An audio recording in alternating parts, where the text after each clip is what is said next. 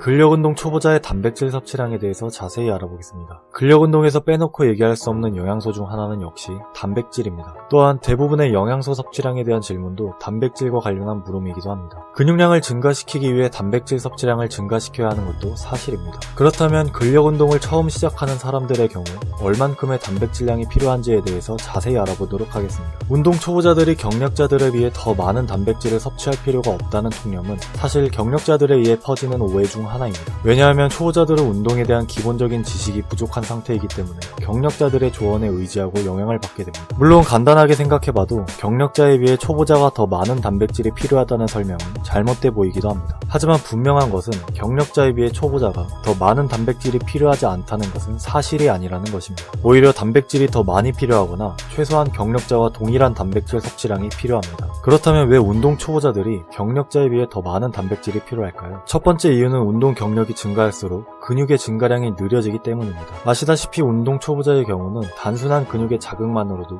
근육에 과부하를 줄 수 있습니다. 그래서 운동을 막 시작한 경우에는 어떠한 방법으로 운동을 하더라도 근육은 성장합니다. 왜냐하면 일상에서 크게 사용하지 않는 근육들이 갑작스럽게 자극을 받는 일이기 때문에 근육의 과부하가 강하게 작용할 수밖에 없습니다. 일반인들이 일상에서 자주 사용하는 팔 근육, 흔히 알통을 튀어나오게 힘을 줄 수는 있지만 가슴 근육을 튕기지 못하는 것처럼 말입니다. 그래서 초보자들의 근육량은 같은 시간 동안의 경력자와 비교했을 때 더 많은 증가량을 보이게 됩니다. 평균적으로 볼 때 초보자들의 근육량 증가는 한 달에 1kg이며 근육량이 증가할수록 증가 속도는 느려지게 됩니다. 골격근이 성장할 때는 반드시 그에 필요한 적정량의 추가적인 단백질 섭취가 필요합니다. 근육 조직은 대략 22% 정도의 단백질로 구성되어 있습니다. 그렇다면 근육 1kg에는 대략 220g의 단백질이 포함된다는 뜻입니다. 예를 들어 70kg의 남성이 한 달 동안 1kg의 근육량을 증가시키기 위해서는 1일 단백질 섭취량에서 대략 7g에서 8g 정도의 추가적인 단백질 섭취가 필요하다는 것을 의미합니다. 물론 여기에 운동으로 손실될 수 있는 단백질과 단백질의 소화율과 흡수율을 고려한다면 더 많은 단백질이 필요하지만 영상의 주제와는 크게 상관이 없으니 논외로 하겠습니다.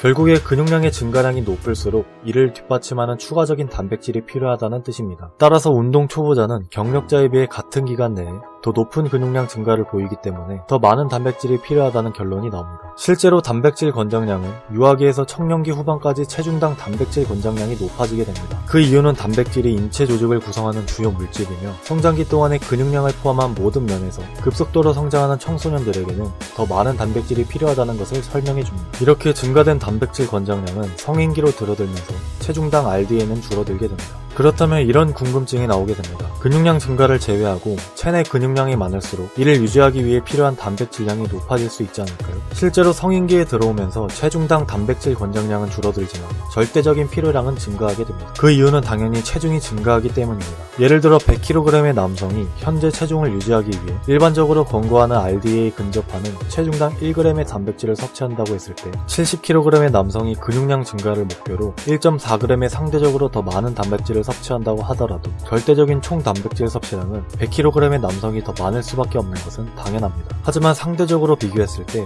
더 많은 단백질 필요량을 보이는 것은 근육량 증가를 목표로 하는 70kg의 남성입니다. 또한 근육량을 유지하는 것보다 근육을 합성할 때 더 많은 단백질이 필요하다는 것을 알아야 합니다. 근육을 생성할 때 단백질이 필요한 것은 맞지만 기존에 만들어진 근육의 손실을 막는 경우에서는 단백질이 근 손실을 막는 것은 아닙니다. 물론 강도 높은 운동을 하는 경우나 면역체계가 극도로 사용되고 있는 환자를 제외한다면 말입니다. 근손실을 절대적으로 유발하는 강력한 요인은 바로 칼로리 제한입니다. 신체는 기본적으로 필요한 에너지를 생산하는 것이 가장 중요하기 때문에 칼로리가 부족한 경우에는 체내 저장된 단백질이 에너지를 목적으로 사용될 수 있습니다. 따라서 본래의 근육량을 유지하고 싶다면 충분한 열량을 섭취해야 하며 인체의 제1 에너지원인 탄수화물을 충분하게 섭취하는 것이 중요합니다. 이렇게 함으로써 단백질 절약 효과를 끌어올릴 수 있으며 이는 다시 말하자면 단백질을 에너지원으로 사용하는 것이 아니라 단백질의 본래 목적인 대사 과정으로 사용하도록 유도함으로써 단백질을 절약하는 것을 의미합니다. 운동 초보자가 단백질이 더 필요한 두 번째 이유는 운동 경력이 증가할수록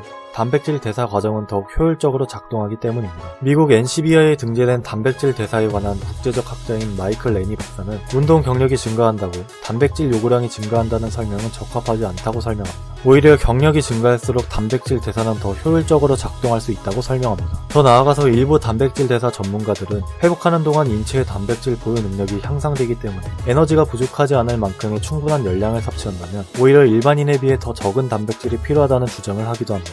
이러한 결과는 심리학자인 데니얼 카너먼이 이야기한 최소 노력 법칙으로 설명할 수 있습니다. 이 법칙에 따르면 게으름은 인간의 본성이지만 그렇기 때문에 신체는 에너지 보존을 위해 보다 효율적으로 작동할 수 있다는 점을 설명합니다. 실제로 어떤 일에 능숙해질수록 그에 따라 필요한 에너지는 줄어들게 되는데 이는 데니얼 카너먼의 저서인 생각에 관한 생각에 인용되기도 했습니다. 한 가지 예로 더운 날씨에 반복적으로 운동을 할 경우에 신체의 보호 반응이 점점 효과적으로 일어나게 되는데 이러한 현상은 높은 온도로 인해 발생하는 열 스트레스의 부정적 영향을 약화시키는 반응을 이끌어냄으로써 생리적 적응을 통해 운동 능력을 향상시키게 됩니다. 물론 이러한 현상은 그러한 환경에 자주 노출되는 것만으로는 부족하며 운동을 통해 향상시킬 수 있습니다. 결론입니다. 기본적으로 근력 운동을 통해 근육량 증가를 목표로 하는 사람들은 일반인에 비해 더 많은 단백질 섭취량이 요구되지만 일반적으로 초보자들이 경력자에 비해 단백질 권장량이 낮을 수 있다는 통념은 사실이 아니며 오히려 더 많은 단백질이 필요할 수 있습니다. 왜냐하면 초보자는 경력자에 비해 동일한 기간 동안 증가하는 근육량이 더 많을 수밖에 없는데 근육량의 증가 속도가 높을수록 효과적인 근성장을 위해 추가적인 단백질이 필요하기 때문에 보다 많은 단백질이 필요하게 됩니다. 또한 운동 경력이 상승할수록 신체 내의 단백질 대사 과정은 더 효율적으로 작동하게 됩니다. 따라서 운동 경력이 높다고 해서 더 많은 단백질이 필요하다고 볼 수 없으며 오히려 훈련을 통해 단백질 효용성을 증가시키기 때문에 더 적은 양의 단백질이 필요하다고 볼 수 있습니다. 고단백 섭취가 간과 신장 기능에 영향을 미치는지에 대해서 자세히 알아보겠습니다.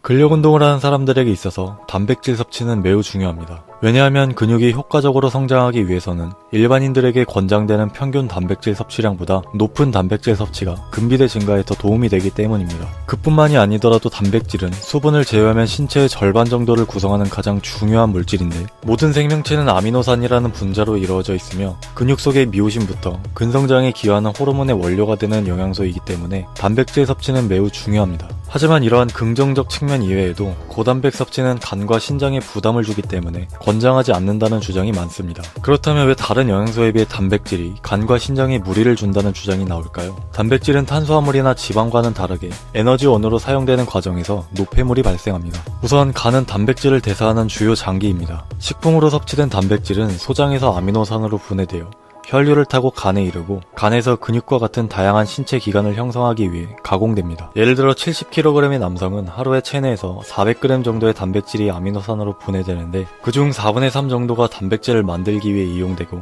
나머지는 노폐물로 배출됩니다. 왜냐하면 질소를 함유한 아미노산은 몸 안에 축적되면 독성을 띠기 때문에 암모니아를 요소로 바꿔 소변으로 배설시키게 됩니다. 이때 체내 노폐물을 여과하여 소변을 만드는 기관이 신장입니다. 이러한 과정 때문에 고단백 섭취가 간과 신장에 무리를 준다는 주장이 나오게 됩니다. 하지만 이는 너무 소심한 걱정이라고 볼 수 있습니다. 약간의 단백질 섭취량 증가가 간과 신장의 작업량을 증가시킬 수 있지만 이는 신장과 간이 하는 일의 극히 일부이며 부담이 되지 않습니다. 일반적인 성인의 신장의 경우 매일 약 180리터의 혈액을 여과하는 엄청난 작업량을 보이는데 이러한 작업량의 단백질 섭취가 조금 증가한다고 하더라도 무리가 가지 않는다는 것이 정설입니다. 마찬가지로 제이슨 펑 박사는 고단백 섭취의 신장 손상이 부풀려진 걱정이라고 설명하였고 맥마스터 대학의 필립스 교수 역시 고단백이 신장 손상을 일으킨다는 증거는 매우 부족하다고 설명하였습니다. 오히려 고단백으로 간과 신장의 악영향을 걱정할 바에 술 한 잔을 덜 마시는 것이 훨씬 더 도움이 될 수 있습니다. 실제로 권장 단백질 섭취량을 제한할 때도 고단백으로 인한 신장 기능의 저하는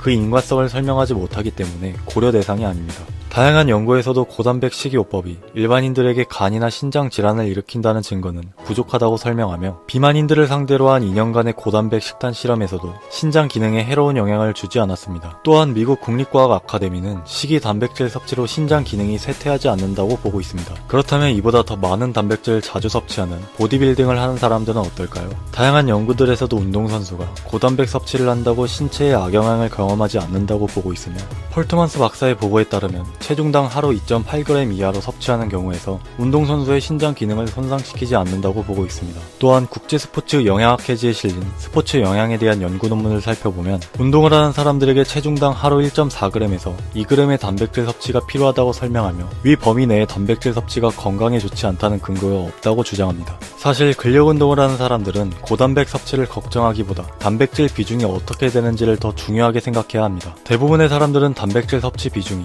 동물성 단백질에 지나치게 치우친 식단을 보이게 됩니다. 이러한 육류 위주의 단백질 섭취는 포화지방과 콜레스테롤의 섭취가 높아지기 때문에 심혈관계 질환을 일으킬 위험이 높아지는데 이러한 원인은 고단백 식단에 있는 것이 아니라 동물성 식품의 과다 섭취가 원인이 되며 오히려 고단백 식사는 심혈관 질환에 도움이 되기 때문에 권장합니다. 따라서 과다한 동물성 단백질 섭취로 다량으로 들어오는 지방과 콜레스테롤을 피하기 위해 식물성 단백질 섭취를 증가시키는 것이 중요합니다. 이와 관련해서 하버드 대학원에서 발표한 연구를 참고한다면 동물성 단백질 섭취의 3%를 식물성 단백질로 대체했을 때 심혈관 질환과 사망 위험 감소에 긍정적인 영향을 준다는 점을 알 수 있습니다. 또한 덴마크 코펜하겐 대학의 신장학과에서 발표한 연구에 따르면 식물성 단백질 섭취는 신장 보호 효과를 가지는 반면에 과도한 붉은 육류의 섭취가 신장 질환 위험을 증가시킬 수 있다고 설명합니다. 따라서 고단백 식단은 그 자체로 문제가 되지 않으며 단백질 공급의 비중을 잘 조절하는 것이 핵심이라고 할 수 있습니다. 단백질 비중과 함께 중요한 것은 수분 섭취입니다. 왜냐하면 단백질을 대사하는 과정에서 발생한 노폐물은 소변으로 배설시키는 과정에서 물이 충분히 필요하기 때문입니다. 이 과정에서 물이 부족하면 체내 수분을 사용하여 처리하기 때문에 적절한 양의 수분 섭취가 필요합니다. 이외에도 근육은 70%가 수분으로 이루어져 있고 근육량이 많을수록 체내 수분 저장량이 늘어나기 때문에